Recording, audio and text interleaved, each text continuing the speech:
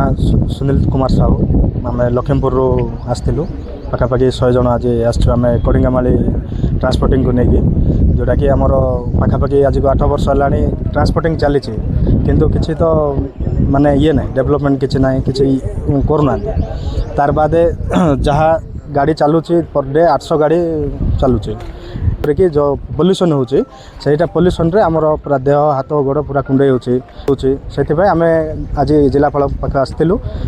conveyor belt माध्यम transporting करंतु बोली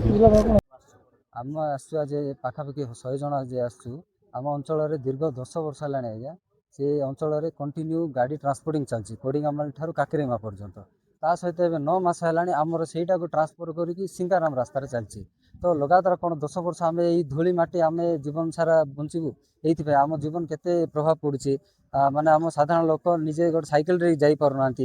800 गाड़ी जदि हिट आम अंचल प्रदूषित करुच्ची ता सहित भी डीजेल रु जी बाहर तार भी प्रभाव पड़ुछि किए भी एटा